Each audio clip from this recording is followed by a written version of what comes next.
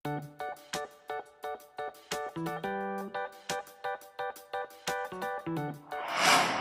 guys, baik pada kesempatan kali ini kami dari kelompok 5 akan menjelaskan mengenai soal-soal potensi kognitif. Jadi, untuk lebih lanjut, mari kita latihan bersama.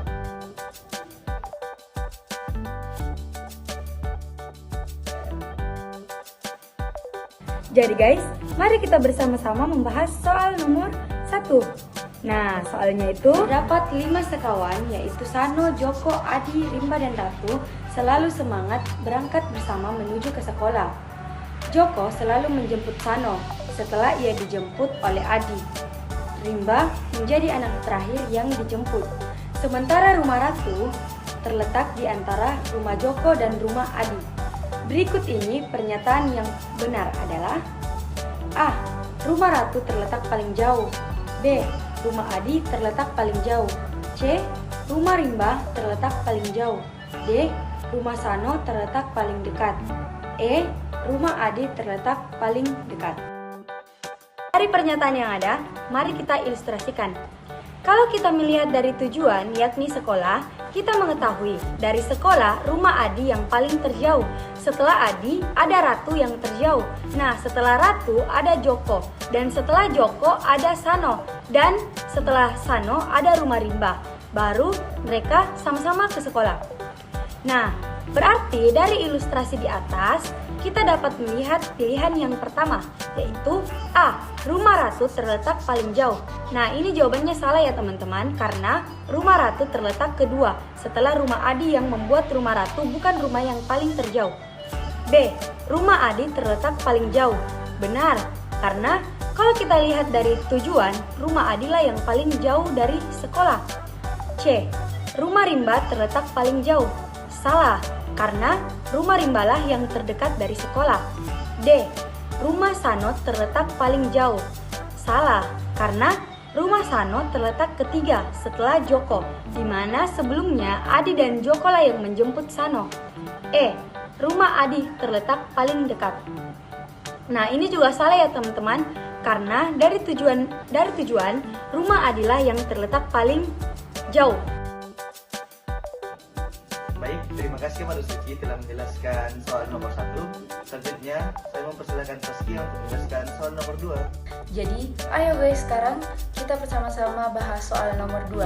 Jadi soalnya yaitu, Agus seorang murid kelas 12 sedang memikirkan jurusan kuliah yang tepat karena tidak tahu apa saja yang harus dipertimbangkannya.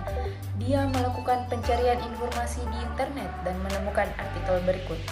Adapun tips memilih jurusan kuliah, yang pertama, perhatikan hobi. Yang kedua, dengarkan orang terdekat. Yang ketiga, ikuti tes minat dan bakat. Yang keempat, perhatikan nilai rapor. Dan yang terakhir, survei lapangan pekerjaan.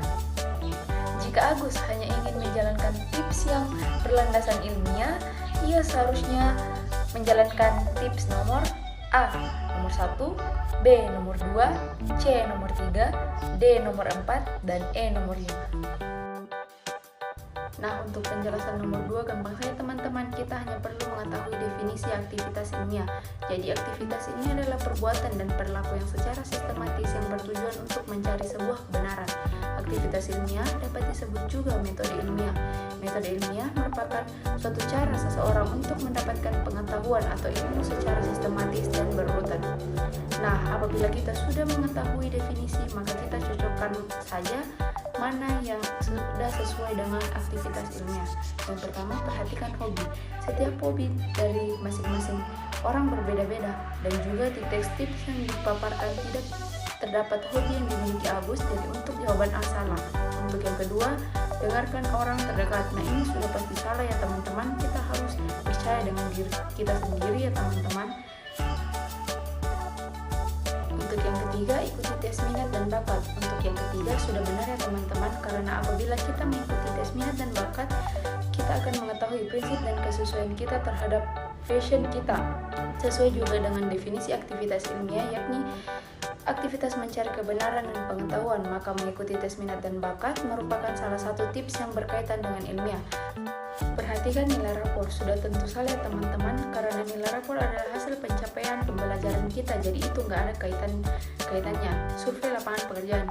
Ini juga salah ya teman-teman, dikarenakan kita kuliah bukan hanya untuk mau mendapatkan pekerjaan setelah kuliah, tetapi juga mencari jati diri kita dan passion kita, di mana untuk mempermudah kita mengakses bidang yang kita maui, kuasai nanti agar mendapatkan pekerjaan yang berfashion sama kita.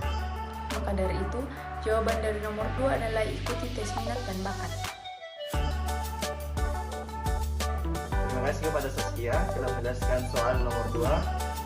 Mari kita lanjut ke soal yang terakhir yang akan dijelaskan oleh Iin Astri Novian.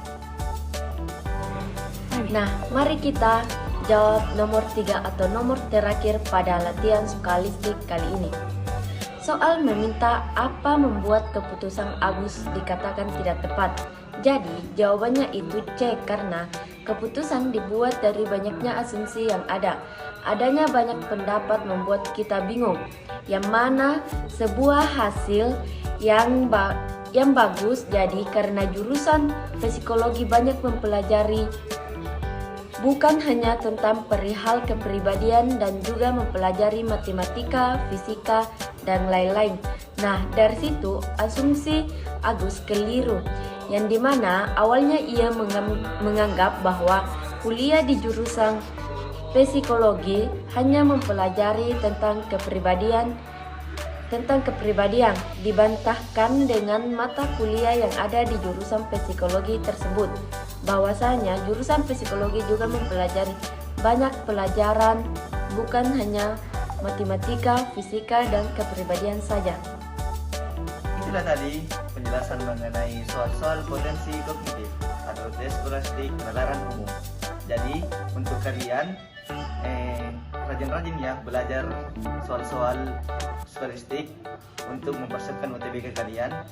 Dan saya tutup video kali ini dengan ucapan see you